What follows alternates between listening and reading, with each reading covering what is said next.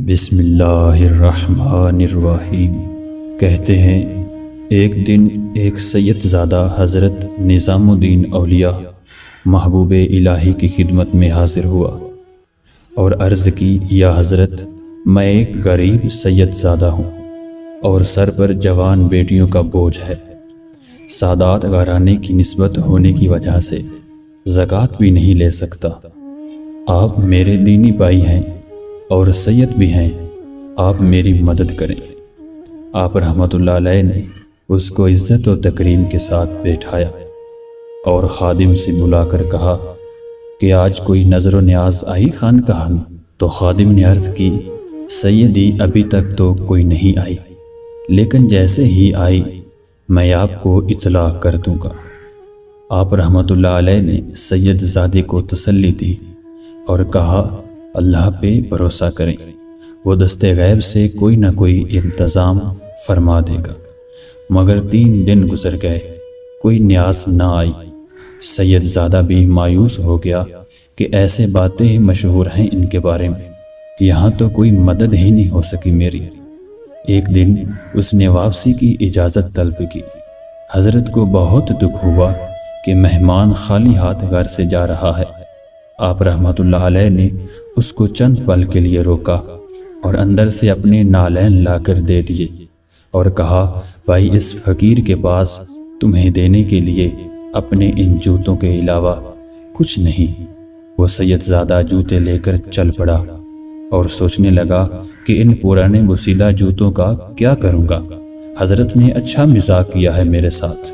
دوسری طرف کی سنیے، سلطان محمد تغلق کسی جنگی مہم سے واپس آ رہا تھا اور حضرت امیر خسرو، جو حضرت نظام الدین اولیاء رحمۃ اللہ علیہ کے خلیفہ بھی تھے، سلطان کے ساتھ تھے، اور چونکہ آپ ایک قابل قدر شاعر تھے اس لیے دربار سلطانی میں اہمیت کے حامل تھے۔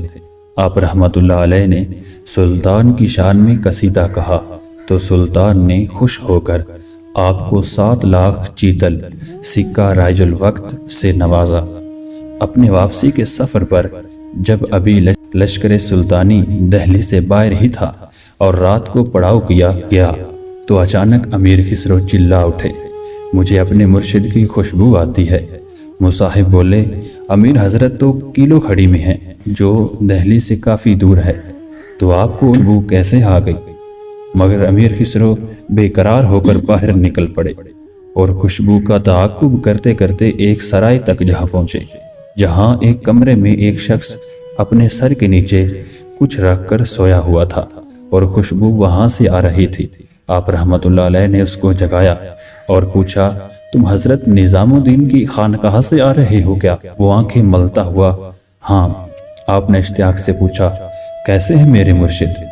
وہ شخص بولا، وہ تو ٹھیک ہیں اور میں ان کے پاس مدد کے لیے گیا تھا، مگر اور کچھ تو دیا نہیں، ہاں اپنے پرانے بوسیدہ جوتے ضرور دیے ہیں۔ یہ سنتے ہی امیر خسرو کی حالت غیر ہو گئی اور کہنے لگے، کہاں ہیں میرے مرشد کے نالین؟ تو اس نے ایک کپڑا کھول کر دکھا دیے۔ آپ رحمۃ اللہ علیہ نے ان کو پکڑا، چوما اور اپنی آنکھوں سے لگایا اور کہنے لگے، کیا تو ان کو بیچے گا؟ اس نے کہا، امیر کیوں مزاح کرتے ہو؟ امیر خسرو بولے، مزاح نہیں، میرے پاس اس وقت 7 لاکھ چیتل ہیں، وہ لے لو، مگر میرے مرشد کے نالین مجھے دے دو۔ اگر چاہو تو دہلی چلو، اتنی ہی رقم اور دے دوں گا تمہیں۔ 7 لاکھ چیتل کا سن کر وہ چکرا گیا اور بولا، نہیں، بس میرا تو چند ہزار سے گزارا ہو جائے گا۔ مگر امیر خسرو نے زبردستی اس کو 7 لاکھ چیتل دیے اور ساتھ میں سپاہی اور تحریر دے دی تاکہ کوئی اس پر شک نہ کرے۔ اور پھر امیر خسرو اس حالت میں خانقاہ مرشد میں داخل ہوئے کہ جوتے اپنی دستار میں لپیٹ رکھے تھے اور سر پر رکھے بڑھے چلے آ رہے تھے اور زار و قطار رو رہے تھے۔ حضرت نظام الدین اولیاء رحمۃ اللہ علیہ نے مسکراتے ہوئے پوچھا، خسرو، ہمارے لیے کیا لائے ہو؟